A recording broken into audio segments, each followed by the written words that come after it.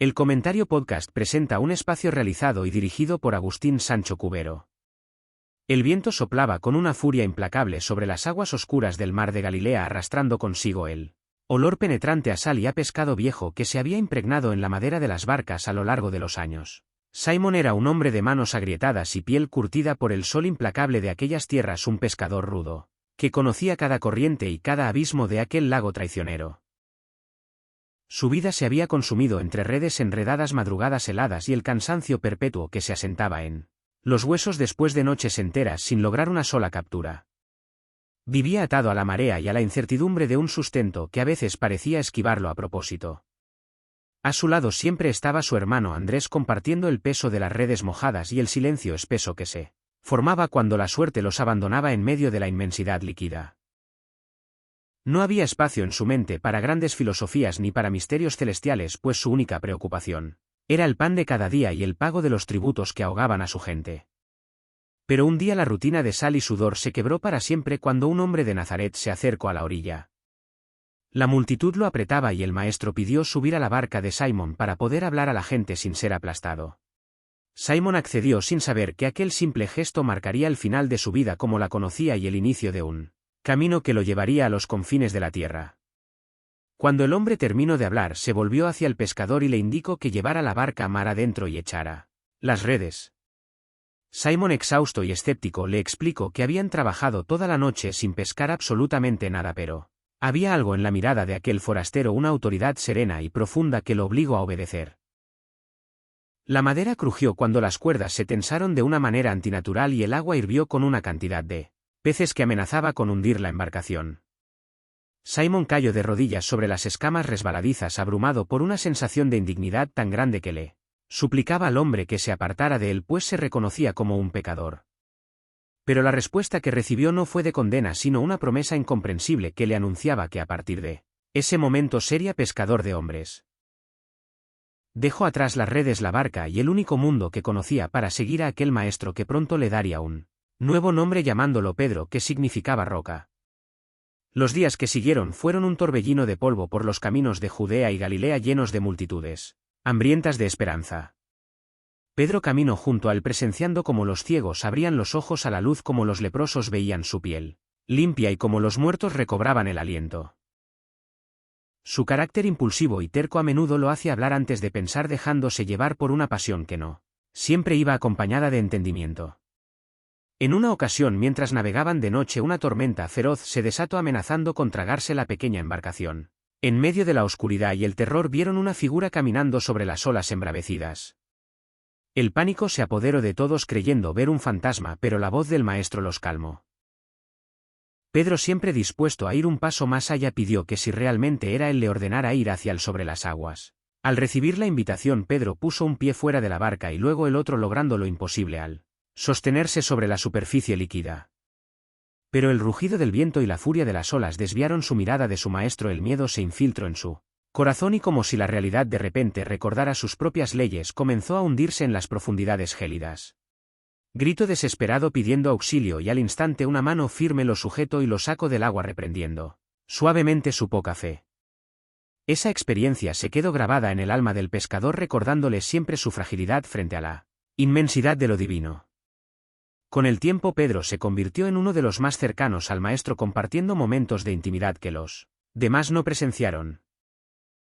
Subió a lo alto de una montaña y vio cómo el rostro de su Señor brillaba como el sol y sus vestiduras se volvían de un blanco deslumbrante mientras conversaba con figuras antiguas de la historia de su pueblo. La emoción lo embargó tanto que propuso construir enramadas para quedarse allí, olvidando que el propósito de todo aquello requería bajar de nuevo al valle y enfrentar el destino que los aguardaba en Jerusalén. A medida que se acercaba la Pascua, la tensión en el aire se hacía más pesada y las palabras del maestro se volvían más oscuras, hablando de sufrimiento y muerte. Pedro se negó a aceptar tal destino y se atrevió a reprender a su Señor, ganándose una dura respuesta que lo llamó adversario por pensar como los hombres y no como la divinidad. No comprendía que el triunfo que se avecinaba no tenía nada que ver con tronos terrenales ni espadas desenvainadas. La noche antes de la tragedia se reunieron en un aposento alto para compartir una última cena. El maestro se ciñó una toalla y comenzó a lavar los pies de sus amigos en un acto de humildad extrema que escandalizó al pescador. Pedro se negó rotundamente a permitir que su señor realizara la tarea de un esclavo, pero tuvo que ceder cuando se le advirtió que de no hacerlo no tendría parte con él. Después de la cena el ambiente se llenó de tristeza y el maestro anunció que todos se escandalizarían de él. Aquella misma noche, Pedro, con el corazón inflamado de lealtad, juró que aunque todos lo abandonaran él estaba dispuesto a ir a la prisión y a la muerte por su causa. La mirada del maestro se clavó en él con una compasión dolorosa y le predijo que antes de que el gallo cantara él lo negaría 3 veces. Pedro rechazó la idea con vehemencia, sintiéndose incapaz de tal traición. Más tarde en el huerto de los olivos el sueño venció a la determinación y Pedro se quedó dormido mientras su maestro agonizaba en oración. Cuando la turba armada llegó para arrestarlo, Pedro sacó su espada en un arranque de furia, cortando la oreja de uno de los siervos del sumo sacerdote, pero el maestro detuvo la violencia, curó al herido y se entregó pacíficamente. El mundo de Pedro se desmoronó en ese instante. Siguió a la multitud de lejos, oculto en las sombras, hasta llegar al patio de la casa del sumo sacerdote. Hacía frío y se acercó al fuego que habían encendido los guardias para calentarse las manos, tratando de pasar desapercibido. La luz parpadeante de las llamas iluminó su rostro y una sirvienta lo reconoció, señalando que él también estaba con el hombre de Nazaret. El miedo, un miedo helado y paralizante que nunca antes había sentido, se apoderó de su garganta y lo llevó a mentir diciendo que no sabía de qué estaba hablando. Buscó refugio en el portón, pero otra persona lo señaló, acusándolo de nuevo. Esta vez negó con un juramento, afirmando que no conocía a ese hombre. Pasó un tiempo que a Pedro le pareció una eternidad y finalmente algunos de los presentes se acercaron, diciendo que su acento galileo lo delataba. Acorralado y aterrorizado comenzó a maldecir y a jurar, gritando que jamás en su vida había visto a ese individuo. En ese preciso instante el canto de un gallo rasgó el silencio de la madrugada. Pedro giró la cabeza y a través de una ventana vio como el maestro, que estaba siendo llevado de un lugar a otro, lo miraba fijamente. No había ira en aquellos ojos, solo una tristeza infinita que quebró el alma del pescador en 1000 pedazos. Salió corriendo de aquel lugar, perdiéndose en la oscuridad de las calles de Jerusalén, llorando amargamente, con lágrimas que le quemaban el rostro y le destrozaban el corazón, consciente de la magnitud de su cobardía y de su fracaso. Los días siguientes fueron un descenso a los infiernos del remordimiento. Vio de lejos cómo colgaban a su maestro en un madero, cómo la vida se le escapaba entre espinas y clavos y cómo el cielo se oscurecía en señal de luto. La roca sobre la que se iba a construir algo grande había resultado ser arena movediza. Se encerró junto a los otros con las puertas trancadas, temiendo por sus vidas y ahogados en la desesperanza. Pero al tercer día las mujeres trajeron una noticia que parecía una locura, afirmando que la tumba estaba vacía y que el maestro vivía. Pedro corrió hacia el sepulcro con el aliento entrecortado, encontrando solo los lienzos que habían envuelto el cuerpo. La confusión dio paso a una alegría indescriptible cuando el maestro resucitado se les apareció, devolviéndoles la luz que creían perdida para siempre. En un encuentro posterior a orillas del mismo mar de Galilea donde todo había comenzado, el maestro le preguntó 3 veces si lo amaba, curando así las 3 heridas de sus negaciones. Con cada respuesta afirmativa se le encomendaba la tarea de apacentar a las ovejas, restaurando su llamado y su dignidad, preparándolo para la inmensa responsabilidad que recaería sobre sus hombros. Luego llegó el día de Pentecostés, cuando estaban todos reunidos y un estruendo como de un viento recio llenó la casa y vieron algo parecido a lenguas de fuego que se posaban sobre cada uno de ellos. El miedo desapareció por completo y Pedro, aquel pescador sin letras, se puso en pie frente a una multitud venida de todas partes del mundo conocido y elevó su voz con una claridad y una fuerza que no provenían de él. Predicó sobre la vida, la muerte y la resurrección de su maestro, y sus palabras atravesaron el corazón de los presentes, logrando que miles creyeran en un solo día. La iglesia nacía bajo la guía de este hombre transformado. Los milagros comenzaron a suceder por sus manos, los enfermos sanaban con solo tocar su sombra y los espíritus inmundos huían ante su orden.